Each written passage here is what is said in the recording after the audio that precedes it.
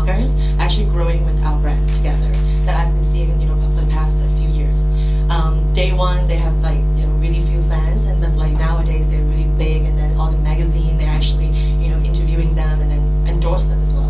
So I would say video blogging is still very much the trend this year. And the second is online and offline integration for us, because at the end of the day we are not living in a virtual world. We need to be having human touch and stuff. So it's still gonna be our strategy doing the online and offline integration and make sure people experience both online. It's all the funky cool application, but they can still do that in store or attending our events, and they can live feed that whatever. But it's gonna be the very good integration together.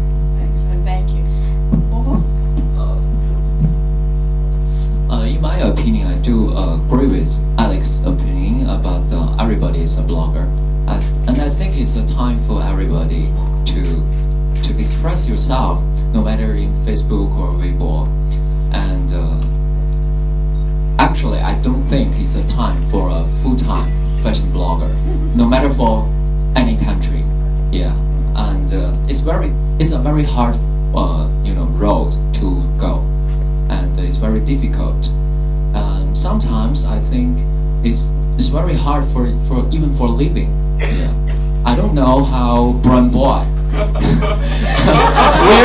where the money from? We don't know where Brown Boy gets maybe the designer will send some the new collection to Susie Bubble or Brown Boy or somebody. But I think for me, in China, in Asia, I don't think the fashion blogger can be a full-time job now, or maybe in the coming 2 years. Yeah. So I think maybe I don't hope.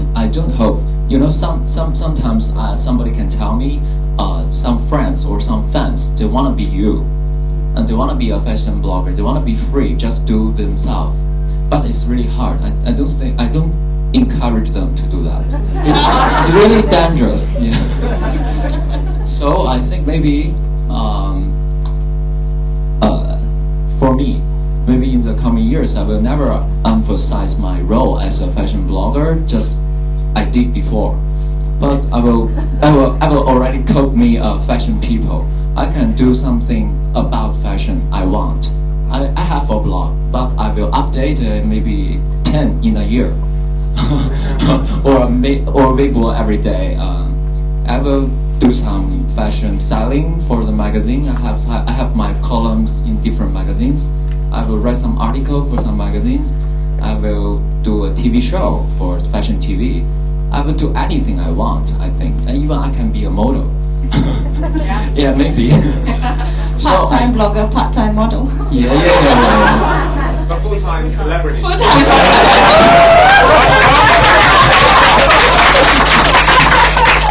Thank you. Yeah, but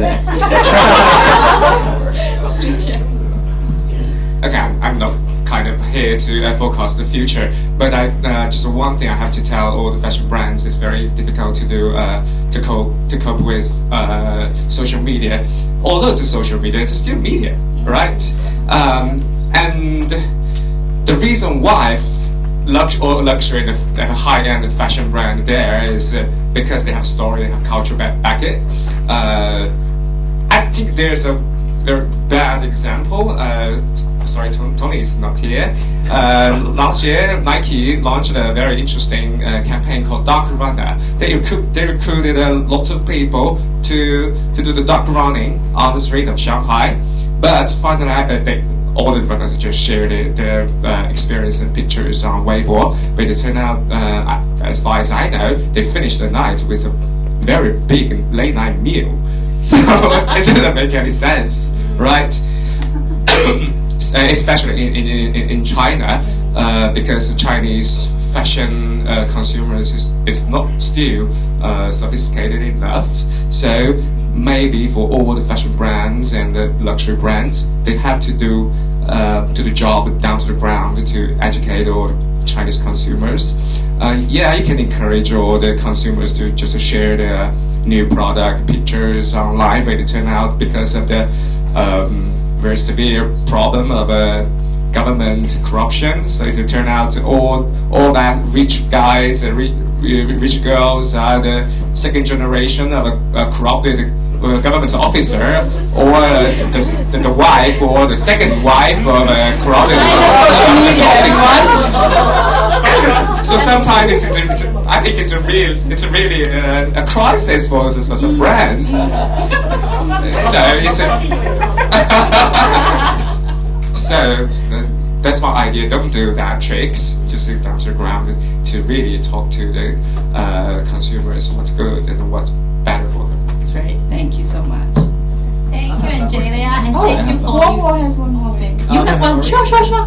Go ahead. As everybody knows, there are a lot of new fashion icons in China or no matter everywhere in the world, and a lot of fashion bloggers, new fashion bloggers, they have a lot of fans, but they're just some maybe fashion week snake or something like that. I just want to say something to them because I know it's gonna be a big event, and I think as a fashion blogger, you should not just doing something for money. When the thing you are writing is about money, it's a business, it's not from your heart. So I think you will lose your attitude, and that is you cannot do. If you do that, you will lose a lot of funds because everybody knows that it's a business. Everybody knows that.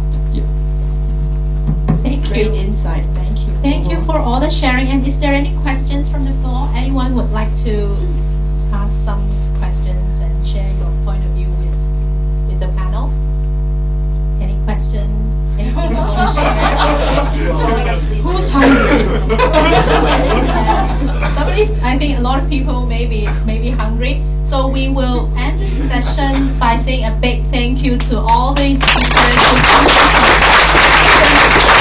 around the world. And also, many people have been saying about my blog name, Lady Jiajia. A big thank you to my dear friend Lin Jian for giving me that name 2 years ago. Thank you so much.